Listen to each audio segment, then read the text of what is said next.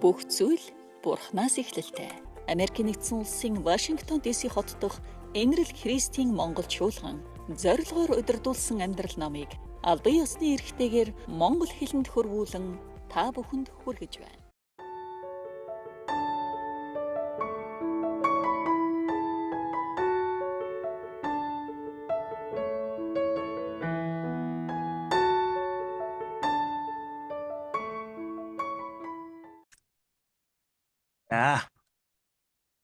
За бид нар зорилгоор удирдуулсан амьдрал гэдэг ном үзэж байгаа. За тэгээд энэ зорилгоор удирдуулсан амьдрал номын 25 дугаар бүлгийг үзэх гэж байна. За бид нар ер нь энэ одоо 25 дугаар бүлэг хүртэл буюу энэ хүний амьдралын 3 дугаар зорилгыг үзэхдээ бид нар яг юун тухай суралцж байгаа вэ гэвэл за бид нар хүн болгон бид нар Бурхны дүр төрхийн дагуу бүтээгдсэн. Гэхдээ энэ гим нүглээс болоод танд надад байгаа өнөөдөр тэр Бурхны дүр төрх бол бүдгэрсэн, эвдэрсэн ийм дүр төрх байна. За тэгэхээр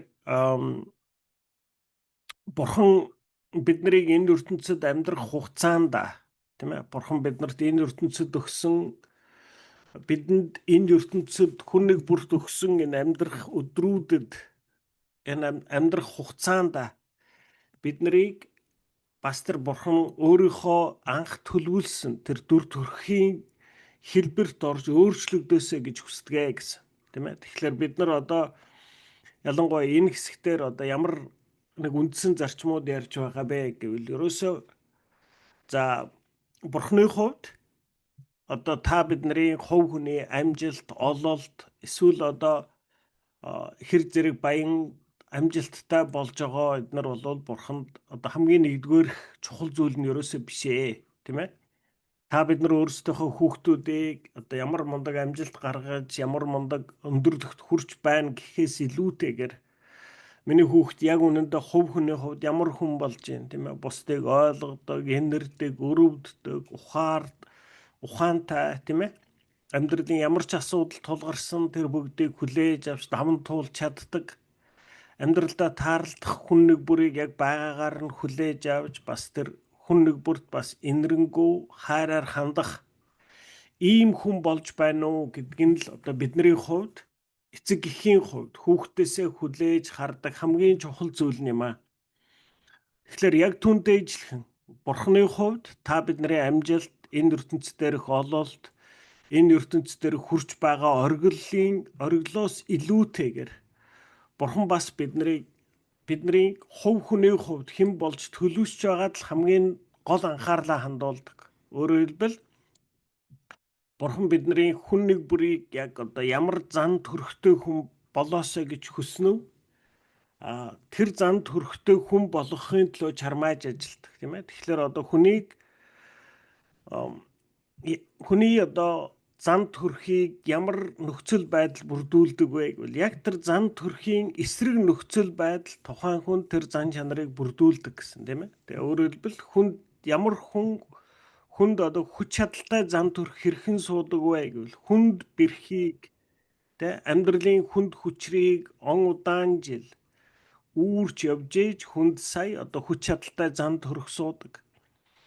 Хүнд хизээ төвчээртэй зан төрх суудаг вэ гэвэл одоо ингээд урт удаан хугацааны хүлээлт эсвэл төвчээр бармаар тийм нөхцөл байдлуудын дунд удаан жил амьдарч ээж хүн сая төвчээртэй болдог. Тэгэхээр өөрөөр хэлбэл ямар зан төрх байна яг тэрний эсрэг нөхцөл байдлыг туулах нь та биднэрт тэр зан чанарыг бүрдүүлдэг юм аа. Тэгэхээр Бурхан яг үүнийг бас бидний амьдралд хэрэгэлдэг гэсэн үг. За одоо жишээлээ уншия. Өдөр 25 зовлон бэрхшээлээр дамжуулж өөрчлөгдөх нь 2 дугаар Коринт 4:17. Учир нь цаг зуурын ялахгүй зовлон нь тэр бүхнээс хавиггүй үнэтэй мөнх алдрыг бидэнд авчирна гэсэн. Тийм ээ. Өөрөөр хэлбэл цаг зуурын ялахгүй зовлон нь тэр бүхнээс хавиггүй үнэтэй мөнх алдрыг бидэнд авчирна, тийм ээ. Бидний энэ амьдралдаа туулж байгаа цаг зуурын энэ зовлонг Бурхан харахтаа энэ цаг зуурын энэ бол ялахгүй зовлон юм аа. Тэгээ энэ зовлонг туулж ээж одоо миний хүү ган зөрөг, тийм ээ, чимгээ ийм зан төрхтэй хүн болно. Энэ нь бол үнэхээр одоо алдар авахуйц зохистой хүн болоход нь одоо хэрэг болж гинэ гэж хардгаа гэсэн үг тийм ээ. Зовлон шаналлын гал бурханлаг байдлын алтыг тунгаан гаргадаг гэсэн. Мадам Гуйон гэдэг хүн хэлсэн үг байна тийм ээ.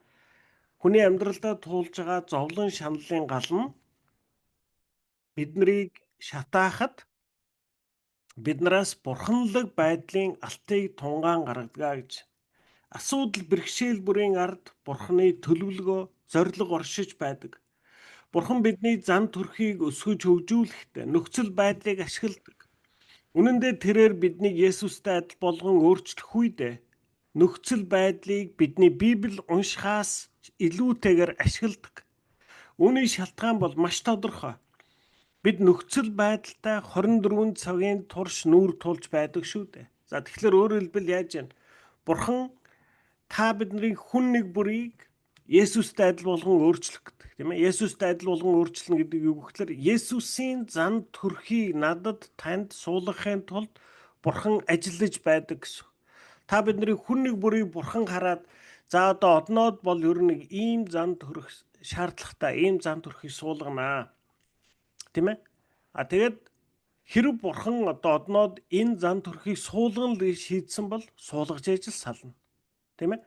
Тэгэхээр энэ одноог энэ зан төрхийг нь өөрчлөх одоо тодорхой зан төрхийг суулгах энэ үйл явцдаа Библи уншихаас илүүтэйгээр нөхцөл байдлыг ашигладаг гэж.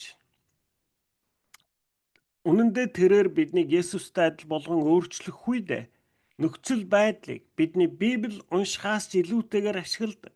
Үүний шалтгаан бол маш тодорхой. Бид нөхцөл байдалтай 24 цагийн турш нүүр тулж байдаг шүү дээ. Энэ дэлхийд бидэнд олон асуудал, зовлон бэрхшээлүүд тулгарх тухай Есүс аль хэдийн сануулсан. Хинч өвдөхгүй, зовохгүй, аль эсвэл ямар ч асуудал бэрхшээлгүйгээр энэ амьдралыг туулдаггүй. Амьдрал ямагт асуудал бэрхшээлүүдээр дүүрэн байдаг. Арай гэж нэг асуудлыг шийдэхэд дараагийнх нь хүлээж байдаг биз дээ. Асуудал бэрхшээл болгон тэр бүр ноцтой том байдаггүй ч бүгд л Бурханы таныг өсгөх үйлсэд хэрэглэгддэг.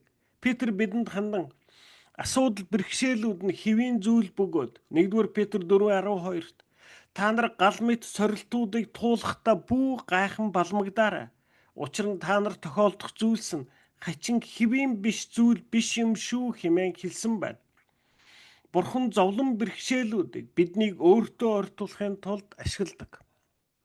Тийм ээ. За тэгэхээр одоо бид нар энэ хичээлийн турш ярьж байгаа тийм ээ. Одоо ингээд бид нар ингээд хүний ертөнцид за янз бүрийн ном, сонин, кино эднэр үзээд өсөхдөө дээрэс нь бас одоо хүний нэг төрөлхийн одоо ийм хүсэл тэмүүллээс үүдээд бидний толгойд одоо ингээд өсөөд амьдраад явхад ямар төсөөл байдаг вэ гэвэл ер нь амьдрал болвол явсаар хагаад айгүй сайхан амар тайван одоо их бүтэлтэй сайн сайхан болох өдөр ирнэ гэж бүгдээрээ төсөөлдөг.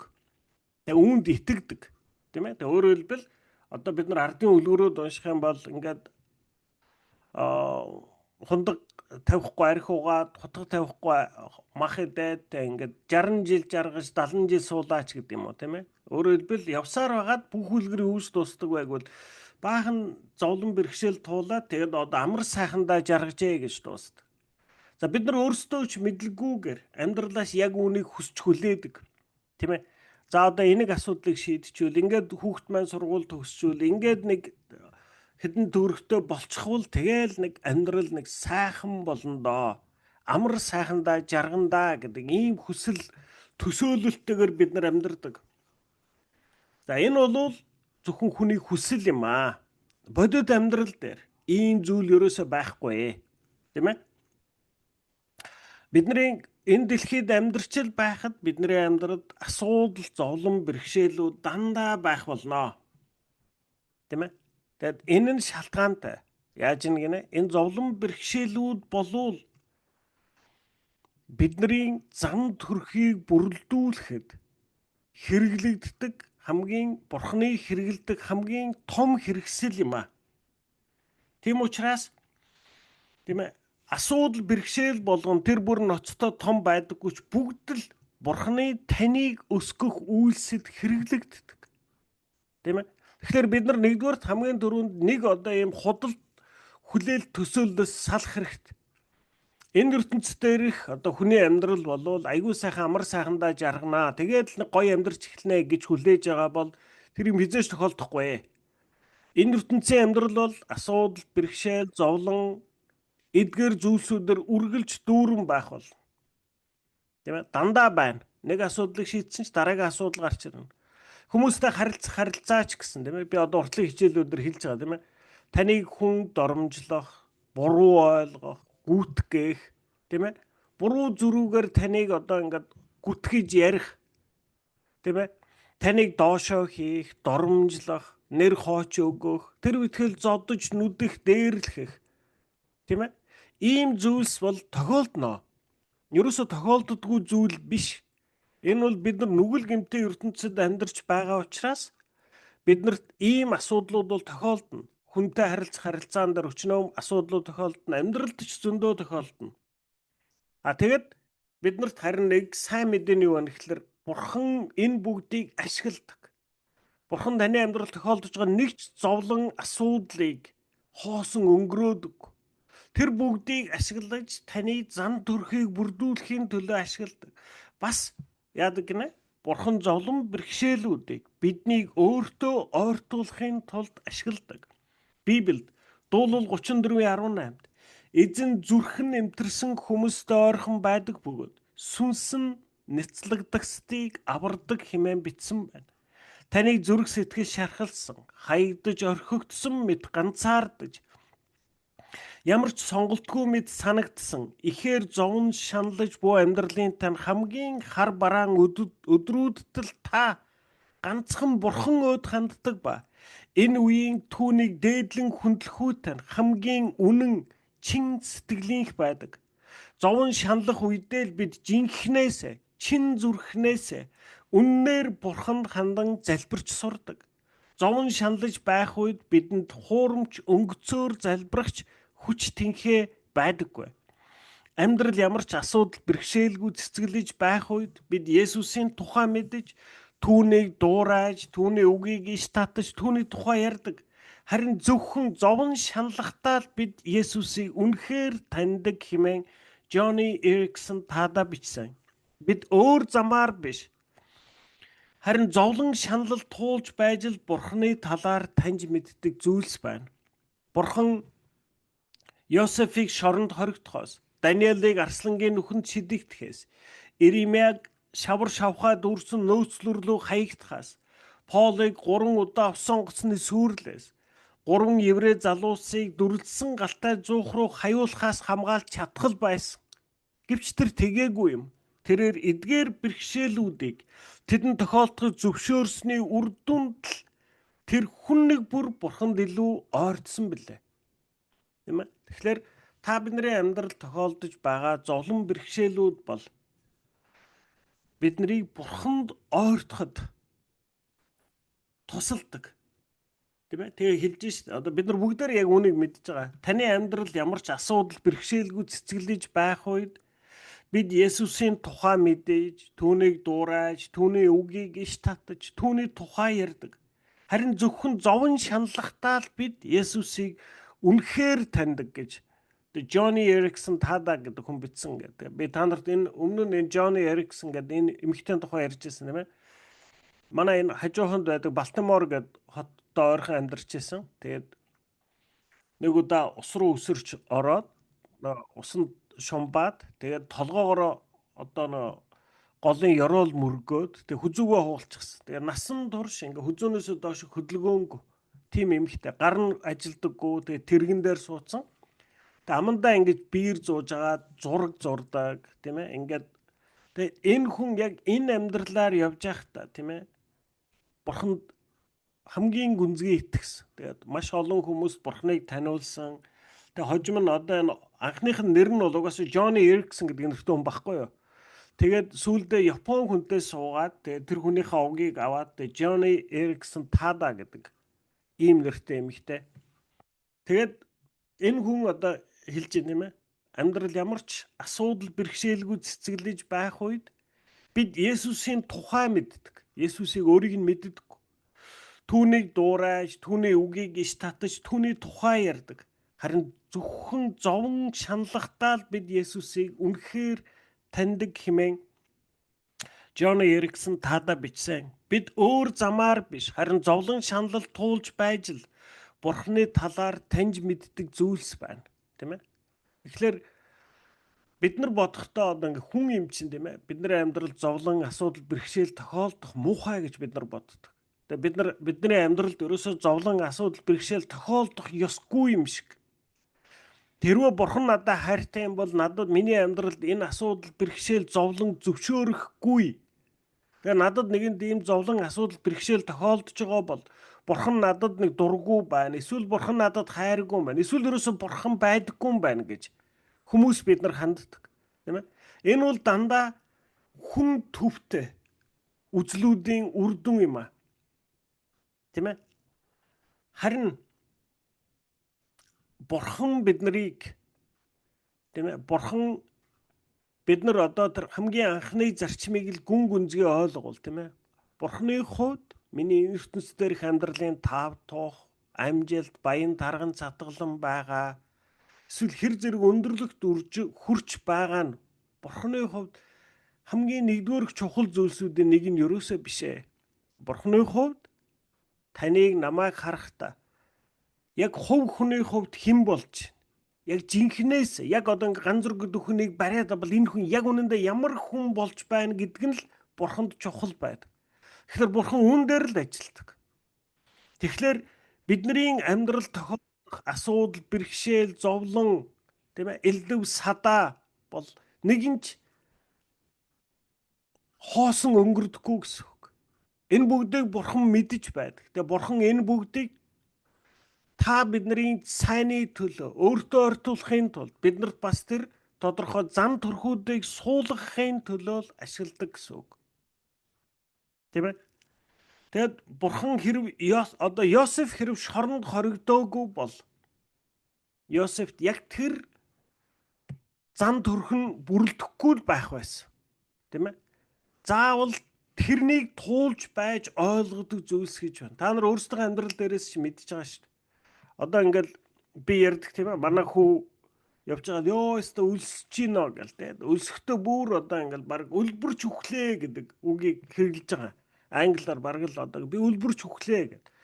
Тийм үү. Миний хүү юу идмээр байна гэхлээр харин би одоо юу идэх гэж өлсөж байгаа юм бол доо гэж байгаа аахгүй. Тэгэхээр тэрийг би сонсохдоо энэ хөл амар өлсөхгүй байна. Тийм ээ. Бид нар бол жигнээс амар өлсөж үдсэн байхгүй юу. Тэгээ үнэхээр өлсөхөд бол бид нар юу ч хамаагүй идэнэ. Тийм ээ. Ерөөсөө тэр одоо бүр нэг тэр одоо хэртэй хатцсан ямар ааруул боорц юу вэ? Ерөөсөө юу ч байсан идэнэ. Тийм ээ. Тэгэхээр өлсөж үзчихээж бид нар одоо яг жинхнээс өлсөх гэж ямар зүйл байдгийг ойлгодог. Бид нар ингээд амьдралдаа гашуудл үзчихээж хүн гашуудна. Хүний зүрх эмтэрнэ гэдэг ямар байдгийг сая бид нар мэддэг болдог. Тийм ээ.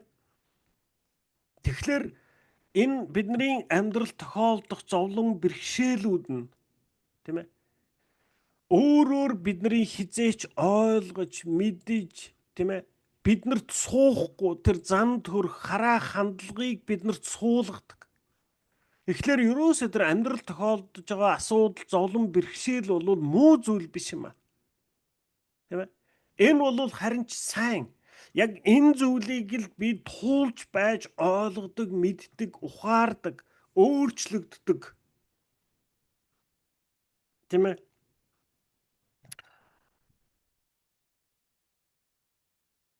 Асуудал бэрхшээлүүд нь биднийг өөрсөддөө биш Бурханд л найдаж түүн рүү харахад хүргэдэг. Энэ тухай Паул 2-р Коринт 1:9-т бид өөрсдийгөө үхэх нь хэмээн бодсон. Ямар ч хүч чадалгүйгээ мэдсэн. Тэгсэн нь ч сайн болж биднийг аварч чадах цор ганц Бурханы гарт бүхнийгээ өргөсөн хэмээн гэрчилсэн.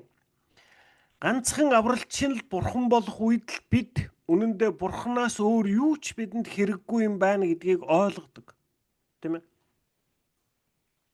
Би одоо өөрийнхөө гэрчлийг ярьжсэн юм ээ. Би одоо ингээл анх гимтчээл тэгэл дараачийн 8 жилийн турш би өөрөө чадчихна, би болчихно.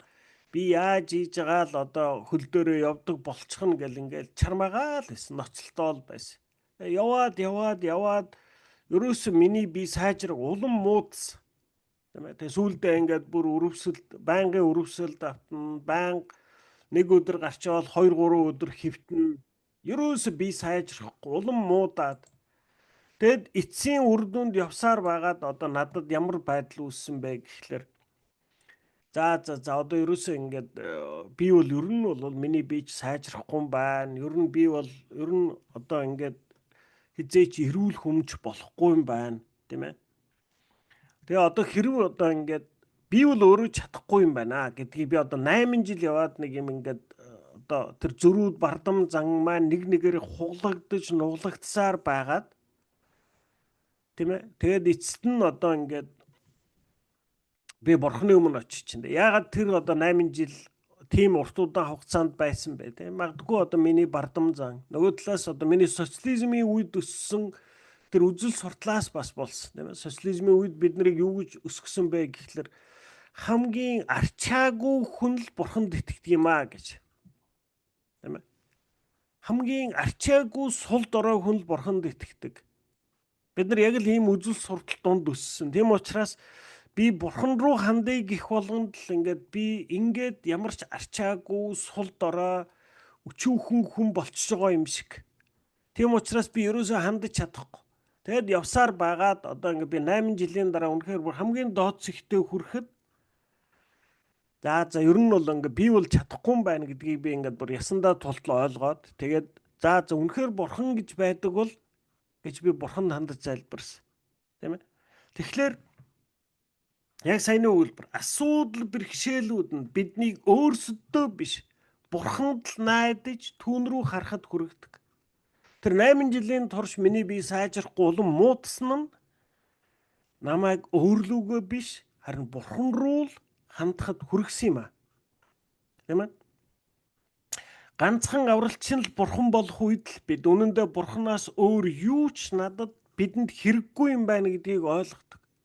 Тэгээ би өнөөдөр ингээд тэр залбирлаас хойш, бурханд хандснаас хойш бурхан миний амьдралыг хизээш миний өмнө нь төсөөлж байгаагүй амьдралаар намайг амьдруулж байгаа. Өнөөдөр ч гэсэн. Би өнөөдөр хүмүүс намайг хөндлөнгөөс хараад энэ ганцраг айгу мундаг хүн бах уу, энэ айгу ухаантай бах уу, энэ айгу сүрхий бахаа. Тэгэл ингэж амьдарч байгаа бахаа гэд ингэ боддог. Тэ? Би одоо бүр ингээд нэг одоо ер нь ингээд нэг би ингээд ном уншдаг ингээд нэг хувь хүнийх нь хувьд амар ингэж нэг хүндэлдэг Монголын нилээд нэг цуутай алдартай хүнтэй би нэг удаа нэг Монголд Улаанбаатарт хурман дээр таарлахгүй юу гэсэн нөгөө маань гол нэг сандаач айгу халдсан байсан л та. Тэгээ над дээр хурч ирээд тэгээ миний мөрнөөс барьж байгаа нүрлөө харж байгаа хэлсэн баг. Би чамаар амар бахархаж чинь гэд. Тэр бол одоо ингээд би одоо тэр хүнээс тийм магтаал авна гэдэг бол одоо ингээд надад бол хизээч бодоогүй төсөөлөг би бол амар том магтаал авч байгаа байхгүй. Тэ? Тэгэхээр хүний нүдээр харвал одоо ингээд энэ ганцрыг яасан мундаг хүн бэ гэж тэр хүн хүртэл одоо ингээд бодож штэ. Хүмүүс хараад энэ ганцрыг айгу ухаантай даа, зоригтой доо, төвчээртэйдээ л ингэж явж байгаа гэж боддог байх. Тэ? Тэгэл тэр хүн тэгж хэлж байгаа байх. Гэхдээ яг үнэндээ тэр бол шал худлаа. Тэр бол өрөөс тийм байхгүй. Би бол бүр тэр нөгөө нэг арчаагаалдаа, тэ бурхнаас гуугаад, бурхнаас зуураад, тэгэд өнөөдөр миний явж байгаа бол миний сайнх ерөөсөө байхгүй. Энэ бол ерөөсөө бурхны ивэлээр л явж байгаа. Би үнийг мэддэг. Тийм учраас одоо хүмүүс намайг тэгж харахад би дандаа ингээд нэг юм тухгүй болдог. Үгүй би биш. Би бол ерөөсөө тэр би хэн билээ ганцргоо нөгөө нэг одоо бүр арчаагаалдаа тэ ингээд бүр би үнэхээр чадахгүй юм байна гэдэг бурханд хандсан тэр чинь л жинхнээсээ би. Өнөөдөр ямар нэгэн болж бүтээд явж байгаа бол энэ бол ерөөсөө бурхны ивэлийн хүчээр л явж байгаа. Тэр миний сайнх ерөөсөө байхгүй. Тийм ээ.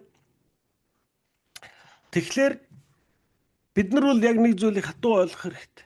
Үнэн дээр бидэнд бурхнаас өөр юу ч бидэнд хэрэггүй юм байна. Тийм ээ. Шалтгаанаас нь үл хамаарна танд тулгарх нэг ч асуудал Бурхны зөвшөөрөлгүйгээр тохиолддоггүй. Тийм ээ? За бид нар өмнө ярьжсэн тийм ээ. Миний энэ камер алга болчиход байна уу? Окей, одоо энийг юм орж гараад ах юм. За шалтгаанаас нь үл хамаарна танд тулгарх нэг ч асуудал Бурхны зөвшөөрөлгүйгээр тохиолддоггүй. Тийм ээ? За бидний амьдралд одоо өчнөө болон асуудал бэрхшээлүүд тохиолдно. За зарим нь одоо ингээд миний тэнгээс болдог. Тийм ээ? Би одоо ингээд би өөрөө буруу шийдвэр гаргана, би өөрөө бардамнана, би өөрөө одоо ингээд ерөөсөө энэ яг зөв гэж бодоод гаргасан байсан тэр нь буруу шийдвэр байх тохиолдол зөндөө байна. Тэрнээс болоод би өөрөө ингээд амьдралд айгүй тэнэг байдал эсвэл мухардалд орох тийм өдрүүд бол дандаа байна, тийм ээ. Тэгэхээр миний амьдралд тохиолдож болох зүйлсээс хамгийн нэгдүгээрт одоо нэг миний өөрийн буруу, миний нүгэл, миний одоо алдаанаас болж бид нар хүнд байдалд ордог. За хоёр дахь шалтгаан бас бусд хүмүүсээс болж орж болно, тийм ээ. Бусд хүмүүс одоо ингээд бид нарыг ямар нэг байдлаар одоо ингээд тэр хүний алдаанаас ч юм уу одоо ингээд ямар нэг байдлаас бид нар ингээд амьдралдаа бас хүнд байдалд орж болдог. За бас одоо ингээд тийм муу сүнсний байдлаас бас болж хүмүүс муу одоо хэцүү байдалд орох явдлууд байна, тийм ээ. Одоо ингээд Есүсийг ч гэсэн одоо ингээд муу сүнс ирээд одоо ингээд сориод ийм юмнууд одоо Библиэлд байгаа, тийм ээ. Тэгэхээр эдгээр шалтгаануудаас альнаас нь ч одоо ингээд надаас болсон байж болно, бусдаас болсон байж болно, эсвэл нөхцөл байдал, эсвэл одоо ингээд тийм муу сүнс ч юм уу, тийм ээ. Ингээд тэрнээс болоод бидний амьдралд тулгарч байгаа нэг ч асуудал Бурхны зөвшөөрөлгүйгээр тохиолддог. Бурхны хүүхдэд тохиолдох асуудал нэг бүр эцгээр шүүгдсэн байдаг бөгөөд муу сүнс хийгээд бусд хүмүүс үүнийг мууг хүсэн үлдэлсэн байлаа ч гэсэн тэрээр асуудал нэг бүрийг сайнаар хэрэглэхийг зорддог. Тийм ээ? Тэгэхээр өөрөөр хэлбэл за одоо миний тэнэглэлээс юм уу эсвэл одоо ингээд оюунаа намайг амар хорлоод, тийм ээ? Одоо миний амьдралд айгүй хүнд байдал үүслээ гэж одоо. Тэгээд бүгдийг нь Бурхан харж яадаг, мэдж яадаг. Тийм ээ? Ганц зэрэг одоо ингээл би хэлээл байсан ингээл ерөөсөө үг сонсохгүй явсаар байгаа л ийм балаа юмд орчих юм да. За яах. Харж байгаа, Бурхан харж байгаа. Ганц зэргийг одоо ингээд энэ оюунаа бүр ингэж бүр толгойг нэргүүлсээр хагаад ийм байдлаар оролцлаа, тийм ээ? За яах. Өөрөөр хэлбэл Бурхан надад тохиолдох, таны амьдралд тохиолдох нэг ч асуудал Бурханы зөвшөөрөлгүйгээр, тийм ээ? Бурхан миний амьдралд тохиолдох бүх зүйлсүүд Бурхан ингээд шүүж хараад за энэ нэг ганц зэрэгт тохиолдохыг зөвшөөрч байна гэсэн зүйлсэл тохиолддог гэсэн үг. Тэгээд үүнийг миний амьдрал зөвшөөрч байгаа шалтгаан нь тэрээр асуудал нэг бүрийг сайнаар хэрэглэхийг зорддог. Бурхан бүхий л зүйлсийг мэдж жолоодож байдаг тул таны амьдрал тохиолдох гинтийн таагүй тохиолдлууд ч гэсэн Бурханы танд зориулсан сайн төлөвлөгөөн дэх үйл явдлууд юм аа. Би одоо олон жил 84 оны одоо 9 сарын 5-нд би энэ машины аварт орж гэмтсэн. Би олон жилийн турш одоо энэ тэр өдөр бол миний хувьд айгүй муухай өдөр. Тэгэл тэр үед би ингээд буддын шашин машин юм зүрх юм ингээд сүүлд нь ингээд үзсэн чинь тэр чинь 3 дахь өдөрч байдаг лөө. Тэгээ 3 дахь өдөр чинь одоо миний муу өдөрч байдаг лөө. Тэгэл бүгдийг нь холбоол тийм ээ. Энэ ёстой муухай өдөр түү тий. Айгүй олон жил тэгж бодож ирсэн. Тэгээ би өөрийгөө бол одоо би их заяа мотой хүн байна гэж бодож тийм ээ. Одоо ингээд тэр үед чинь Монголын хүн ам нэг 2 сая гаруйч байсан юм уу. Тэгээд нэг яг над шиг гэмтэлтэй хүн нэг хэдэн зуул байсан байх. Тийм ээ. Тэгээ би хараад ингээд би 2 сая хүн дотроос нь хэдэн зуухан хүн гэмтдэг яг ийм юмд би өртчихийдэг. Тэгэхээр би бол одоо үнэхээр тийм одоо айгүй заяа мотой хүн юм аа. азгүй хүн юм аа одоо гэдэл тэгэл сүулдэ нөгөөх нь ингээл лам нар тэрнээс хараасан байна, энээс ч болсон байна гэл ингээл янз бүрийн юм гаргаад л тийм ээ. Ийм юм дондор би олон жил явж үзсэн. Гэхдээ өнөөдрийн өндөрлгөөс би эргээд харахад тийм ээ. Хэрвээ бурхан надад энэ одоо аваарыг зөвшөөрөөгүй байсан бол би магадгүй хизээч одоо бурхан дээр ирэхгүй байсан байхаа. Тийм учраас л бурхан үүнийг миний амьдрал зөвшөөрсөн байна. Тийм ээ.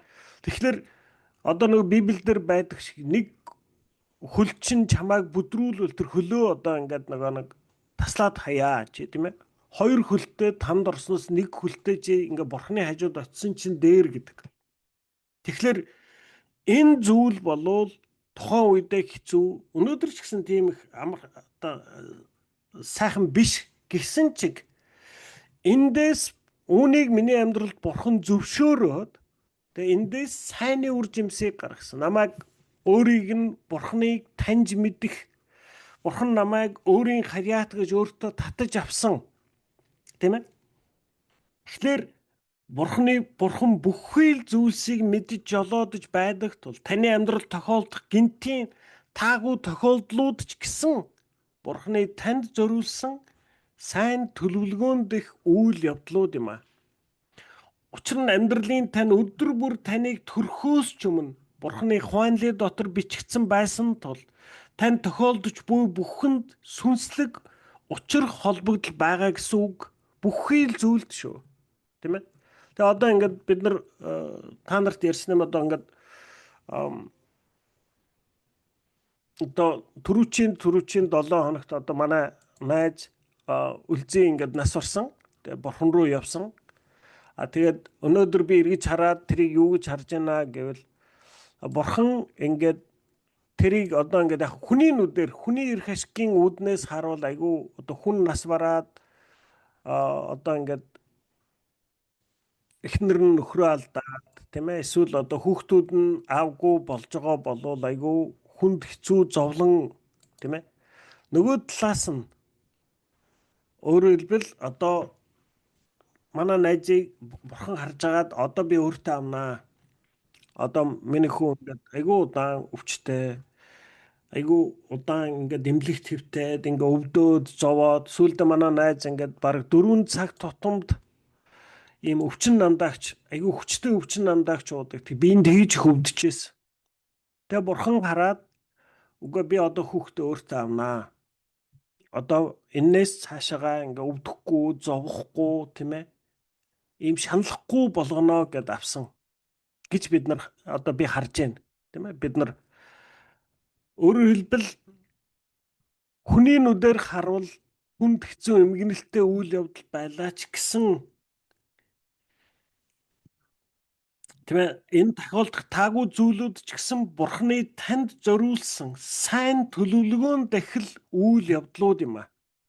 Тийм ээ. Бид нар одоо ингээл дайнд олон хүн яваал ам үргэлжлээ гэн дайны явцад одоо ингээл гим зэмгүй өчнөө олон хүүхдүүд эдгээр ингээл ам үргэх тохиолдлууд зөндөө байна. Тийм ээ. Бид нар тэрийг хараад яасан муухай шудраг болсон ямар амир эмгэнэлтэй юм гэж хардаг. Бид нар дандаа хүний үүднээс хараад байгаа юм. Тэгээ бурханы үүднээс бол тэр аимшигтай орчноос бурхан тэр хүмүүсийг татаж хамгаалж өөртөө авч тийм ээ. Бид нар ер нь ингээд үхлийн тухай ойлгоцыг бид нар одоо миний үхлийн тухай ойлгоц айдсыг ер нь өөрчилдөг. Одоо намайг айгүйх урам оруулдаг тэр одоо ишлэл бол би ингээд Полын ишлэл юм аа. Тэгээ Пол одоо ингээд өөрийнхөө амьдралыг хараад хэлж байгаа. Одоо ингээд Пол яасан бэ гэхлээр анх бурханд одоо итгээх үед нь бурханы тэнгэрлэгч одоо ингээд аваад тэр одоо Деважинг Полд харуулсан ба. Тэгээ бид нар бол одоо ингээд би бол ингээд айгүй олон жил тэгж боддог байсан байхгүй. Пол ямар амар ихтгэлтэй юм бэ те. Ингээд энэ Полын хувьд энэ ертөнцийн амьдрал ерөөсөө юу ч биш. Тийм ээ. Энэ ертөнцийн тэр зовлон, үхэл, мөхлийг ерөөсөө Пол юу ч гэж ерөөсөө хэцүү зовлон гэж үздэггүй. Тэгээ Пол одоо Библиэлд тэгж хэлсэн байгаа ш. Би өөрийгөө бодвол би бурхан руу явмаар байна. Тэгээд та нарыг бодоод та нарын нэгийг чинь ч гэсэн авраад нэгийг чинь ч гэсэн зөв замд оруулахын тулд би энэ ертөнцийн энэ хүнд амьдралыг би үүрч яваамаа. Та нарын төлөө шүү. Би өөрийгөө бодвол ерөөсөө эзэн рүү л явмаар байна. Тэгээд яг үнэндээ ингээд бурхан Полд Деважинг харуулсан. Тэгээд Пол хаашаа очиж байгааг мэдчихсэн. Тийм ээ. Энэ ертөнц чинь тэнд одоо миний очих газар чи ийм газар байгаа. Тийм учраас Полын хувьд үхэл гэдэг бол аимшигтай төгсгөл биш. Харин бурхан руу очих хаалга байсан. Тэгэхээр мэдээж би хүн юм чинь тийм ээ одоо нэг тэгж харахад надад айгүй хэцүү. Гэхдээ би энэ Полын энэ ишлэл дээрээс би их урам авч одоо хүний амьдралд хизээч одоо үхэл төгсгөл ирж болно. Тэгвэл яг ингэж хардаг. Яг л ийм л зүйл намайг хүлээж байгаа шүү дээ. Одоо ингээд нөгөө бурхныг хэлсэн тийм ээ сайн Полын хэлсэн. Пол бүр тийшээ би явмаар байна.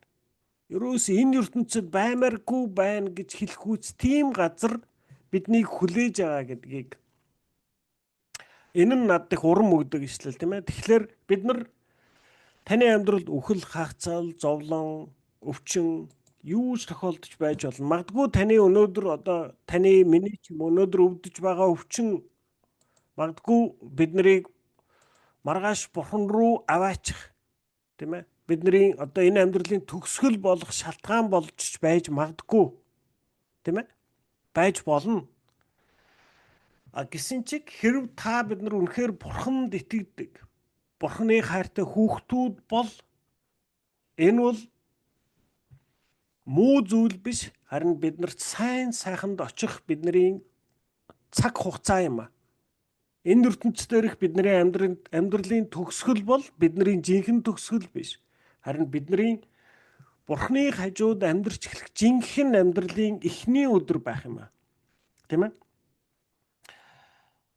Учир нь амьдралын тань өдөр бүр таныг төрхөөс ч өмнө бурхны хуанлын дотор бичигдсэн байсан тул тань тохиолдож буй бүхэнд сүнслэг учир холбогдол байгаа гэсэн үг. Бүхий л зүйлд шүү. Үүний шалтгааныг Ром 8:28-аас 29-д бурхныг хайрладаг, түүний тэдэнд зориулсан зорилгын төлөө дуудагдсан хүмүүст тохиолддог бүхий л зүйлсийг тэрээр эцэстээ тэдний сайн сайхны төлөө хамттан ажилуулдаг гэдгийг бид мэднэ. Тэр өөрийнхөө хүмүүсийг урдаас мэдсэн бөгөөд тэднийг өөрийн хүүтэй адил болгохоор сонгосон хэмээн тайлбарласан байна. За Ром 8:28-аас 29-р ишлэлийг ойлгох нь энэ ишлэл бол Библиэд хамгийн их буруугаар ишлэгдэж буруугаар ойлгогддог хэсгүүдийн нэг юм а. Энэ ишлэлд бурхан бүхнийг миний хүссний дагуу шийдэж өгдөг гэж бичээгүй ба мэдээж энэ нь ч худал юм а. Тийм ээ? Бид нар үнэхээр одоо ингээд бурхан дээр очихдоо хамгийн түрүүн бидний очиод бурханаас хайдаг зүйл бол бурхан одоо ингээд миний хүсэж байгаа зүйлсүүдийг л биелүүлж өгдөг байгаасаа гэж бид нар бурхан дээр очдог. Тэгвэл ерөөсөө тийм байхгүй. Мөн энэ ишлэлд энэ дэлхийд эцэстээ бүх зүйл нь амар сайхандаа жаргахын төлөө бурхан үйлдэх болно ч гэж бичээгүй бөгөөд энэ нь ч бас үнэн зүйл биш, тийм ээ. Бид нар бурханаас энэ дэлхийн амьдралыг ерөөсөө тэр амар тайван амьдрах амьдрал болох гэж хүсэж нэгэх юм бол энэ бол тохиолдохгүй гэж хэлж байна. Энэ дэлхий дээр санснаар болохгүй таагүй төгсгөлтэй зүйл олон байдаг шүү дээ. Бид нүгэлтэй мөхөж буй ертөнцид амьдарч байна. Зөвхөн мөнхийн улсдал бүх зүйлс бурхны анхны хүсснээр төгс байдаг. Тиймээс бидэнд Матай 1-ийн 1-р бүлгийн 1-ээс 16-д өгүүлсэнчлэн хүсэл тань тэнгэрчгээ газар дээр биелэгдэх болтугай хэмээн залбирахыг тушаасан билээ. Ром 8:28-аас 29-д бичигдсэнийг ойлгохын тулд үүнийг хэсэг бүрээр нь задлан судлах хэрэгтэй гэж. За өөрөөр хэлбэл бид нар одоо нэг зүйлийг ойлгох хэрэгтэй. Хүмүүс бид нар бурхны дүр төрхөөр бүтээгдсэн ч гэсэн анхны дүр төрх болвол бидний хувьд алдагдсан. Бид нар одоо бурхан биднийг анханасаа ямар хүн байгаасаа гэж хүссэн тэр дүр төрх биднэрт байхгүй. Өнөөдөр биднэрт байгаа төрх бол нүглээс болоод бүдгэрсэн, эвдэрсэн тэр дүр төрх. Бид нар өнөөдөр сайныг үйлдэхээс биднэрт мууг үйлдэх нь илүү амархан. үннийг хэлэхээс худлаа хэлэх нь илүү бүр ингээд аяндаа худлаа хэлэгддэг, тийм ээ. Тэгэхээр бидний энэ дүр төрх болвол Бурхны анхны бүтээсэн дүр төрхөөс өөрчлөгдсөн, эвдэрсэн юм аа. Мөн энэ ертөнц дээрх үйл явдлууд ч гэсэн, энэ ертөнц ч гэсэн Бурхны анхны бүтээсэн тэр ертөнц биш болсон. Энэ хүмүүсийн нүгэл гэмээс болоод энэ ертөнц болвол аажмаар мөхөж байна. Тийм ээ. Энэ ертөнц дээр шуурга болно, түүмэр болно, аянга цахилгаан болно, байгалийн янз бүрийн гамшиг болно, дайн тулаан болно. Гим зэмгүй хүмүүс хэдэн 10-аараа, хэдэн 100-аараа, хэдэн 1000-аараа, хэдэн саяараа ч үргэлдэн. Тийм ээ. Бид нар энэ нүгэлт ийм сүнэж буй аажмаар улам төгсгөл рүүгээ явж байгаа ертөнцийн л амьдарч байгаа. Харин Деважин болвол, тийм ээ, мөнхийн улс болвол яг Бурхны тэр анхны хүсснээр бүх зүйлс Бурхны анхны хийснээр байдаг тэр ертөнц юм аа. Тэгээ бид нар энэ мөхөж буй энэ ертөнцөөс бид нар тэр Бурхны төгс төвлөр ертөнцид очино. Тэгэхээр тэр ертөнцид л Бурхны анхны хүссэн хүсэл төлөвлөгөө яг анхных нь хүсэж төлөвлөснөөр үргэлж биелдэг. Тэр ертөнц яг Бурхны анхны хүссний дагуу ажилтдаг ертөнц гэсэн үг. Тийм учраас бид нар хэлж байна, тийм ээ. Хүсэл тань тэнгэр чигээ газар дээр биелэгдэх болтугай. За Ром 8:28-29 дээр бид мэднэ гэдгийг задлж үзсэн. Та нарт миний дэлгэц харагдаж байна уу ер нь?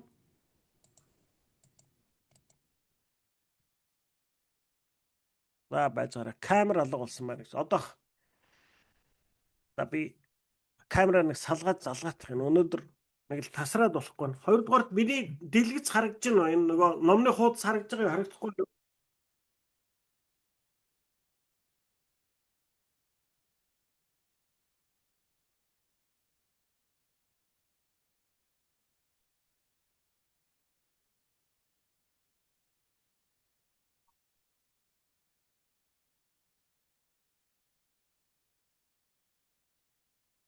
За би өөрөө гараад ирэх боллоо одоо.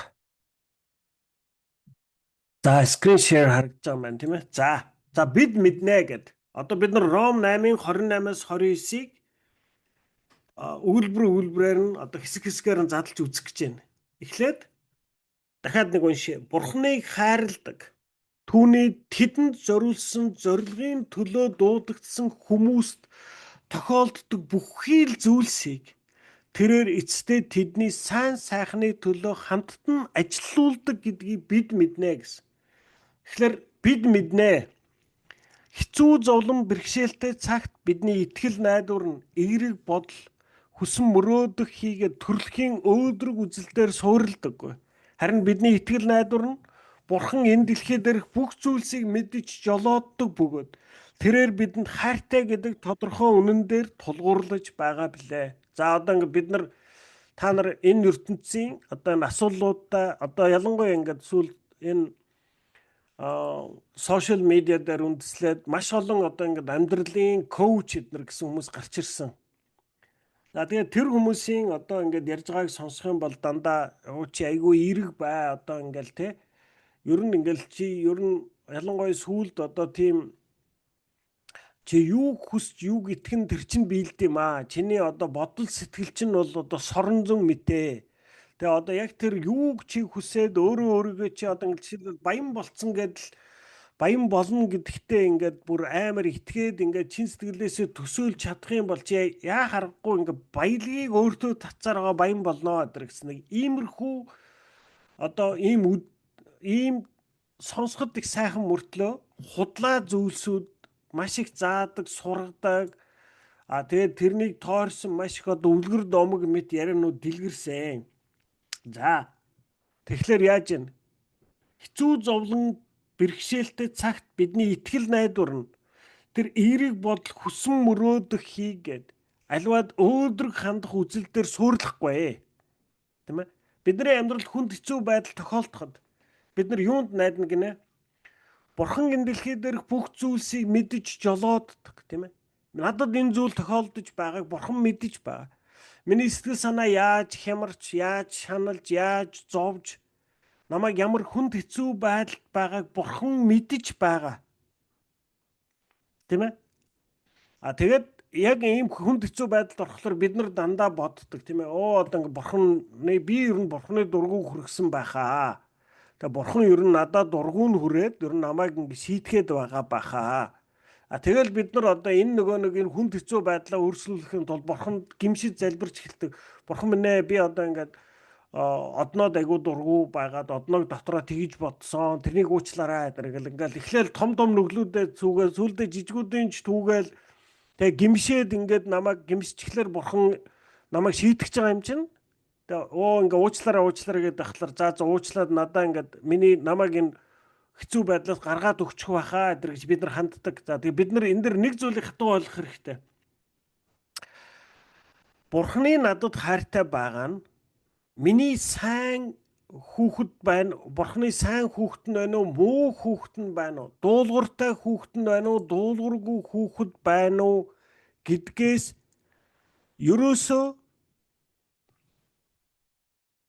ерөөсөө хамаардаггүй. Тэгээ одоо та нар харж байна. Яг одоо би мэднэ гэдэг хэсгээр би явж байгаа. За, тийм ээ. Тэгэхээр өөрөөр хэлбэл бид нар нэг зүйлийг хатуу ойлгох хэрэгтэй.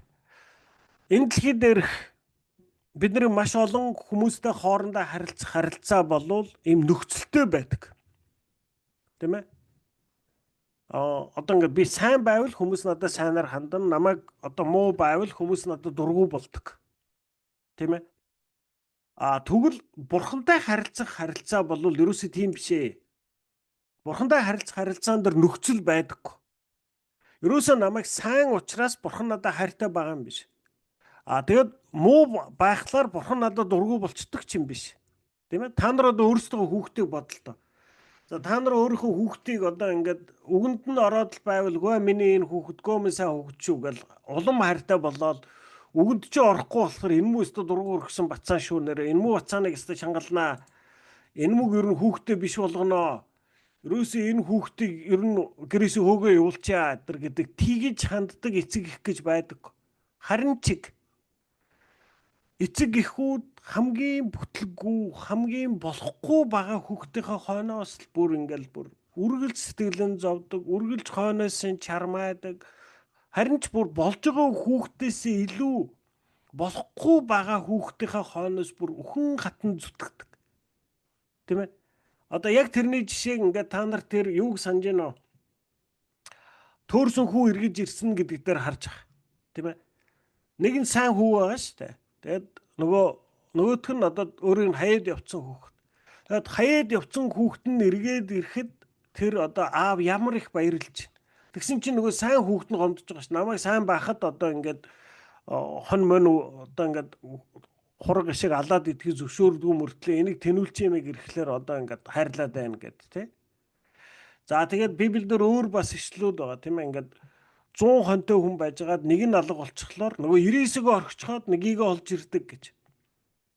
Тэгэхээр тэр бидний Бурханы надад танд хандаж байгаа хайр бол бидний Бурханы өмнө хэн байгаагатай ерөөсөө хамаарал байдаггүй. Ерөөсөө энэ бол нөхцөлтэй хайр биш.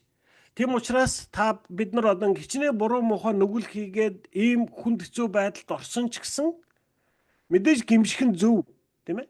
Би одоо буруу байжээ, би буруу хандлагатай байж энийг би өөрчлөх ёстой байна гэж ойлгох нь зөв. Гэхдээ тэр нөхцөл одоо миний хэн байгаа Бурханы надад зориулж байгаа хайр тэрний дагуу өөрчлөгддөггүй гэдэг үннийг л бид нар ойлгох ёстой. Тийм ээ? Ерөөсөө Бурхан болвол намайг сайн ч байсан, муу ч байсан, сайхан ч байсан, мухай ч байсан хайрладаг. Бурханы тэр таныг намайг хайрлаж байгаа хайрд ямар ч нөхцөл байхгүй. Үүнийг бид нар хатуу ойлгох хэрэгтэй. Тэгэхээр бид нар юуг мэдэх ёстой гинэ? Энэ хүнд хэцүү үед таны амьдралд одоо хичнээн хүнд хэцүү үед тохиолдлоо ч гэсэн та нэгдүгürt нэг зүйлийг санах хэрэгтэй. Бурхан үнийг мэдж байгаа. Энэ ерөөсөө Бурхан мэддэхгүй тохиолдож байгаа биш. Бас Бурхан надад хайртай байгаа. Тийм ээ? Бурханы намайг хайрладаг хайр ерөөсөө өөрчлөгдөөгүй шүү. Бурхан надад хайртай. Тэгэхээр Энэ зүйлсүүдийн ардлаас сайнны үр жимс гарах учраас л Бурхан үүнийг өнөөдөр миний амьдралд зөвшөөрсөн байна гэдгийг бид нар мэдэх хэрэгтэй маа гэсэн. Дараачих нь тэрээр ажилуулдаг гэсэн Бурханыг бүхий л зүйлсийн ард агуу зохиогч, бүтээгч байдаг. Таны амьдрал бол санаандгүй тохиолдол аз эсвэл хувь тавилангийн эрхээр биш. Харин Бурханы агуу төлөвлөгөөний дагуу аж. Тийм ээ. Таны амьдралд тохиолдож байгаа бүх зүйлс одоо ингээд би огт санамсаргүйгээр явж байгаад миний амьдралд нэг ийм үйл явдал болчлоо. Тийм ээ. Эсвэл аз дайраад ингэчлээ, эсвэл гай дайраад ингэчлээ гэдэг ойлгоч ерөөсөө байхгүй. Таны амьдралд таны тэнэглэл эсвэл таны одоо ингээд зөв шийдвэрээс тохиолдож байгаа бүх зүйлс болвол Бурханы агуу төлөвлөгөөнд дотор багтсан байдаг. Тийм ээ? Таны амьдралд юу ч санамсаргүй тохиолддоггүй сайн муу аль нь ч таны амьдралд одоо бид энэ хичээлийн турш зөндөө хэлж байгаа ш. Таны амьдралд дайралтсан хүн нэг бүрийг Бурхан бодож байгаад авчирч тавьсан. Танд таалагддаг хүн байж болно, таалагддаггүй хүн байж болно. Танд бүр айгүй мууч хүн байж болно. Тийм ээ? Танд бүр гай тарж байгаач хүн байж болно. Үнийг Бурхан харж байгаа зөвшөөрсөн. Ер нь бидний амьдралд одоо нөгөө нэг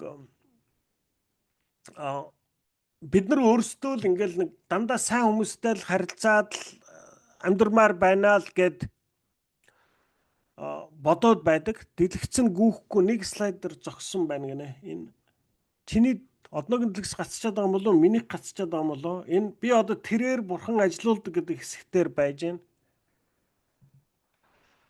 байна. Тийм ээ. Тэгэхээр одоо ингээд миний амьдрал, таны амьдрал тохиолдож байгаа бүх зүйлсүүд болвол яг Бурханы төлөвлөгөөнд дотор багтсан байгаа. Тийм ээ. Түүх бол үнэндээ түүний түүх бөгөөд Бурхан амьдралын бүхий л утсыг өөрийн тааллын дагуу татаж байдаг. За энэ англи дээр бол аягүй гой сонсогдно. Энэ нөгөө нэг history гэдэг үгийг хэлж байгаа байхгүй юу? History гэдэг бол his story юм а гэж хэлж байгаа байхгүй. Тэгэхээр түүх гэдэг бол Бурханы л энэ дэлхий дээр ажиллаж байгаа түүх юм а гэж хэлж байна. Тийм ээ? Бурхан амьдралын бүхий л утсыг өөрийн тааллын дагуу татаж байдаг. Хүмүүс бид алдаа гаргадагч харин Бурхан хизээж алдаа гаргадаггүй. Бурхан алдаа гаргаж чаддаггүй. Учир нь тэр Бурхан юм а гэсэн. Тийм ээ? Би та нарт өмнө нь бас нэг тим түүх ярьжсэн. Тим байна те. Дэлгэц гацчаад байгаа юм байна те. Окей. Энэ миний дэлгэц өнөөдөр миний интернет өрнөг жоохон сонирн байх шиг байна. Окей. За би дэлгэцийг зогсоож байгаа дахиад ширээгээд та.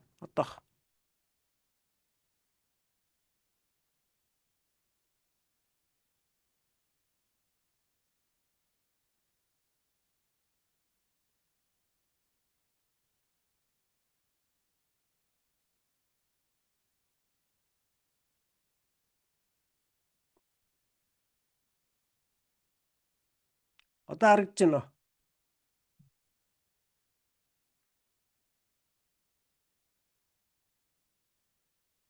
За, одоо харагдаж байна уу? Окей. За. За. Энэ нэг цайрцсан байсан юм а. Түлдээ гаццсан байж. Окей. За, Бурхан ажилуулдаг тийм ээ. Тэгэд хүмүүс бид алдаа гаргадаг харин Бурхан хизээч алдаа гаргадаггүй. Бурхан алдаа гаргаж чаддаггүй. Учир нь тэр Бурхан юм а гэсэн тийм ээ. За бид нар одоо ингээд дөнгөж өнгөрсөн 7 хоногт бид нар ингээд мэдээ үзэж байгаа. Тэгээд одоо Ираны тэр нэг 150-60-аад хүүхдийг Америкийн пуужин очиод одоо ингээд дөнгөж сургуульд харж ирсэн хүүхдүүдийг ингээд бүгдийг нь тэр пуужин ингээд алдаа гарсан юм шиг байна. Тэгээд харваад ингээд тэр олон хүүхдийг алцаа ингээд уншиж байгаа тийм ээ. Тэгээд энэ бүгдийг уншаад сонсголоороо бид нар ингээд энэ ертөнц маш олон хүн иймэрхүү зүйлс ингээд Бурхан байдаггүй гэж итгэхэд хүргэдэг. Тийм ээ. Тэгээ Бурхан байдгийн бол яагаад тэр одоо гим зэмгүй хүүхдүүдийг ингээ үхийг зөвшөөрч байгаа юм те. Тэгээд нөгөө талаас одоо би ч гэсэн одоо би та нарт өмнө ярьж тийм би ингээд энэ дисид байдаг одоо юм нөгөө дэлхийн 2 дугаар дайны үеийн ийм нөгөө еврейчүүдийг алсан тэр музейг би үзээд тэгээд тэр музейг би ингээд үзсэн ярьжсэн тийм ээ та нарт ингээд музей ингээд эхлээл яваал ингээд бүх үйл явдлууд явсаар байгаа л ингээд улам ингээд нэг айгүй хэцүү болж эхэлдэг. Ер нь ингээд тэр музейг бол амар нарийн хийсэн музей байхгүй юу. Тэгээ би явж байгаад одоо яг ингээд нэг Будаа Унгар тэр үед одоо дэлхийн 2 дугаар дайнууд бараг сая орчим еврейтэй байсан юм байна. Тэгээд ер нь бол дайны дараагаар нэг 100 мянга хүрэхгүй еврей үлдсэн гэж байгаа байхгүй юу. Тэгээд нэг тэр еврейчүүд ингээ бүгдийг гэрээс нь аваад тэгээд одоо ингээд та нарыг нүүлгэж байгаа гэж хэлээд тэгээд бүгдээр ингээ чамдаанд хуц сунраа хийгээд хамгаал үнэтэй цайтай юм аваад тэгээд ингээ тэр нэг одоо үхлийн хорих лагер тавьчихад буулгангуудаа за хуцнуудаа чамдаануудаа ийшээ тавь гэж за та нарыг одоо ингээ бүх хуцаа тайл гэд та нарыг одоо эхлээ усанд оруулна гэд. Тэгээ бүгдээрийнх нь үсийг нь хусаад тийм ээ ингээ бүх эрэгтэй эмэгтэйг оруулж агаад тэгээ яг ингээд шүршүр шиг тэгээд хорт хийгээр хордуулаад алччихдаг. Тэгээд ингээд өвчнгүүд нь бүгдээр ингээ шатаагаад тэгээ шатаахлаар чинь одоо ингээд тэр хүний биендээ нуусан нэг алтан ч юм уу алтан шүд ч юм уу тэднийг нь бүгдийг ингээд нөгөө нэг юун дээр салгаж авдаг. Одоо ингээд нөгөө нэг шатсан үнсний тэр нөгөө нэг торон дээрээс ингээ ялгаж авдаг. Нэгсэнд одоо германчуудын яг мал шиг үзэж байгаа байхгүй. Тэр хүнээс авч болох бүх юмыг нь авч байгаа. Тэгээ ерөөсөө тэр одоо нөгөө нэг биенээс нь тэр үлдсэн алтыг нь авж гэн, хуц сунрыг нь авж гэн, үнэтэй юм нь авж гэн, үснүүдийг нь тайрч авж гаад үсээр нь сүлжээд цүх хийдэг байсан. Одоо бид нар малын үсээр одоо ингээ бид нар ноолорон цамц хийж өмсдөг шиг юм болж штэ тэр чинь. Тэгээд тэгж одоо устгадаг байсан. Тэгээ Германы ард түмэн ч өөрсдөө тэрийг нь мэддэггүй. Тим юм болж ижээ гэдгийг. Яг ингээд дэлхийн 2 дугаар дайн дуусаад тэгээд дараа нь тэр Германы яг тэр хорих лагер байсан хотод байсан хорих лагер руу орж үзчихэд хотод байсан хүмүүсийг цөмийг нь тэр хорих лагер руу авчираад та нар хардаа танаа одоо яг хотын чинь ард талд танаа одоо нөхрүүд чинь ийм юм хийжсэн байна гэд. Тэгээд тэр хүмүүс баг ухаан алдаж унжсэн, бөөлжжсэн гэл тийм ээ. Ингээд бүр сэтгэл санаанд амар төм гэмтэл авч ийсэн эдэр гэж ярьдаг. Тэгээд тэгж авч байгаа. Тэгээ би яг ингээд хорих лагер дээрээс тэгээд яг тэр музей үзчихсэн чинь яг одоо тэр үеийн тэр Унгарын вокзал дээр тэр еврей хүүхдүүдийн сууж байгаа яг тэр хүүхдүүдийн хэмжээгээр ингээд тэр зургийг нь ингээд угаагаад ингээд хатчихсан том хананд байгаа плакат харсан. Тэгээ тэр хүүхдүүд бол ингээд чемодан дээрээ суучихсан. Тэгээ нэг юм хувцастайгаа тий. Ерөөсө хэдхэн цагийн дараа ингээд тэр хүмүүсээ хачаад одоо нэг өсөндөө мал шиг нядлаад ингээд хаях гэж байгаа гэдгийг мэдэхгүй сууцгааж байгаа. Тэгээ би тэрийг хараад ингээд үнэхээр би ингээд сэтгэл хямраад би тэр музейний боломд очиж байгаа би үйлс. Тэгээ би ингээд бүр амар хямраад тэгээд доошоо буугаад ингээд хамгийн сүүлчийн музейний төгсгөлд ингээд тийм мөнхийн галтай ийм юу байж байгаа одоо ингээд нэг мөнхийн гал ассан тийм нэг хэсэг байдаг байхгүй. Тэгээ яг тэрэн дээр очисон чи яг тэр Библийн үгийг бичсэн байгаа. Дээр нь ингээд чи юу хийчих вэ? Тэ? Чиний дүүгийн цус газраас над руу хашгирч байна гэж. Одоо нөгөө Адамын 2 хүүхэд би нэгэ зохиод алцдаг штэ. Абел Кен 2. Тэгэхэд бурхан тэгж хэлдэг штэ. Чи юу хийчих вэ? Чиний дүүгийн цус газраас над руу хашгирч байна гэд. Яг тэр ишлийг тэр одоо тэр мөнхийн галтай асж байгаа тэр хэсгээр ингээд бичсэн. Тэгээд би бүр ингээд одоо ингээд амар сонирн болоо. Тэгээ би метронд суугаад ингээ гэрлүүгөө явж байгаа. Тэгээ би яг метроноос буухын алдад над одоо яг бурхан л ойлгуулсан байх. Надад юу гэж ойлгуулсан гэхэлэр хүн болгон үхдэг. Тийм ээ. Үхэл бол ерөөсөө одоо ингээд нэг амьдралын нэг л хэсэг юм аа. Тэгээд зарим нь одоо 50 60 хүрч үхэн, зарим нь 70 80 хүрч үхэн, зарим нь 5 6-тай ч үхэн. Энэ бол ерөөсөө ертөнцид байдаг зүйл. А бид нар нэг хүнийг 50, 60, 70, 80 хүрж өөхөх ёстой. Энэ хүүхэд 5, 6 таа өгчлээ гэдэгт бид нар ингээд гашуудаад байна штэ. Гэтэл яг үнэндээ магадгүй бурхан тэр хүүхдүүдийг энэ ертөнцөөс аваад тэр одоо сайхан газар руугаа аваачсан. Тэр ертөнц энэ одоо энэ хүмүүсийн өөрсдийн бий болгосон тэр аимшигтай там мэт дайн дотроос тэр хүүхдүүдийг тэр гэмгүү хүмүүсийг өөр дээрээ авч тэдэнд тэр мөнхийн амар амгалан өгж байгаа юм байна. Тэгэхээр бид нар ерөөсө олон хүмүүс ингээд энэ дайныг хараад бурханд итгэлгүй болдог. Яг л бид нар дандаа хүний үүднээс хараад байгаа байхгүй. Хүний өнцгөөс бурхан байдгийн бол яагаад ийм муухай, ийм шудраг бус юм дэлхийгээр дүүрээд байгаа юм. Гэтэл үхэл болвол ерөөсө муу зүйл биш юм аа. Одоо Кристийн итгэлийн үүднээс тийм ээ. Бидний энэ ертөнцийн дээрх амьдралын төгсгөл бол бидний мөнхийн оршихуйн эхний өдөр юм аа. Тэ? Бид нар бүр сайхан газар руу очих. Яг тэр Полын хэлж байгаа шиг тийм ээ. Би өөрийгөө бодвол би бурхан руу ямаар байна. Та нарыг бодоод л энэ ертөнцийн одоо ингээл зодуулаад чулуугаар шидүүлээл усонгоц монгоц живээл явж л байна. Та нарын төлөө л хийж байгаа байхгүй. Би та нарт хайртай учраас та нарыг авармаар байгаа учраас л байж байгаа. Тэрээс би ерөөсө бурхан руу ямаар байна. Үхмээр байна л гэдэг байгаа ш тэр хүн чинь. Тийм ээ? Тэгэхээр бид нар үхлийг өөрөөр хардаг болсон цагт та бидний итгэл яг очих цэг дээр зөв очих юм шүү. Тийм ээ? Тийм учраас энэ Кристиан оршуулганд ерөөсөө тийм гашууддаггүй. Харин ч одоо энэ хүн маань хамаагүй сайхан газар очиж байгаа. Тийм ээ? Тэгээд тэнд одоо өвчин байхгүй, зовлон байхгүй, өвдөлт байхгүй. Одоо ингээ бурхан тэр хүнийг өөрийнхөө хажууд авчихсан. Тэгэхээр бид нар үлдсэн бид нар тэр хүний амьдрсан амьдралыг нь одоо celebrate хийж байна. Одоо ингээд амьдрсан амьдралаар нь бахархаад, дурсаад тэр амьдрсан амьдралын төлөө одоо талархаж байна гэдэг л ёслол тийм ээ. За тэгээ өнөөдөр энд хүрээ зогсёо. Бид нар 8:15 төгс 9:17 болж байна. Тэгээ дараагийн 7 хоногт эндээс үргэлжлүүлье.